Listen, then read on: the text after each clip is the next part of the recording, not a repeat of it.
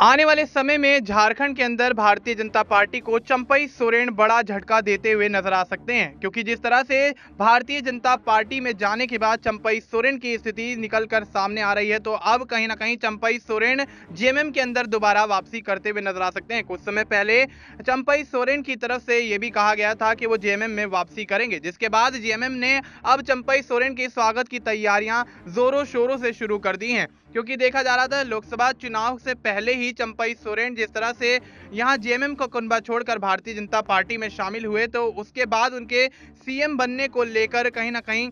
सियासी अटकलों का बाजार गर्म होता हुआ नजर आया। लेकिन भारतीय जनता पार्टी ने यहां जिस तरह से अपने तमाम सहयोगियों के गठबंधन से चुनाव तो लड़ा, लेकिन हार का सामना यहां पर भारतीय जनता पार्टी और उनके तमाम सहयोगियों को करना पड़ा। कुछ सीटें यहां पर उनके खाते में जरूर आती हुई नजर आई, लेकिन पिछले विधानसभा चुनाव के मुकाबले भारतीय जनता पार्टी का ग्राफ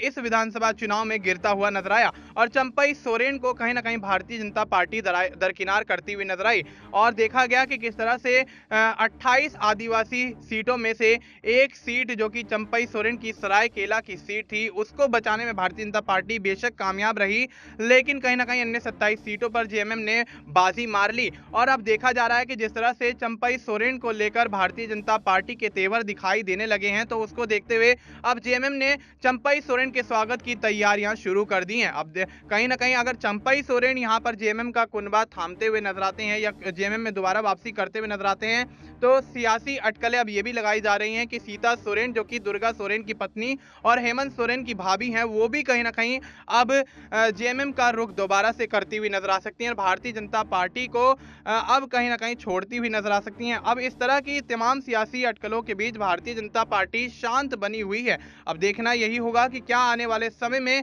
चंपई सोरेन के साथ साथ सीता सोरेन भी जेएमएम का कुनबा थामती हुई नजर आएंगी, क्या जेएमएम में वापसी करती हुई नजर आएंगी। क्योंकि जिस तरह से यहाँ पर चंपई सोरेन और सीता सोरेन की जो स्थिति दिखाई दे रही है, वो भारतीय जनता पार्टी कहीं ना कहीं उनको इस्तेमाल के लिए यहाँ पर अपनी पार्टी में शामिल करवाती हुई नजर आई। लेकिन अब देखा गया कि विधानसभा चुनाव के बाद से ही उनका नजरअंदाज किया जाने लगा है। अब देखना यही होगा कि क्या आने वाले समय में चंपई सोरेन और सीता सोरेन की वापसी जेएमएम में होने के बाद भारतीय जनता पार्टी को बड़ा झटका लगता हुआ नजर आता है। फिलहाल आपको इस मुद्दे पर क्या कुछ लगता है, आप अपनी राय हमें कमेंट करके बता सकते हैं। बाकी देश और दुनिया से जुड़ी तमाम जानकारी के लिए आप देखते रहिए एसपीएन 9 न्यूज़।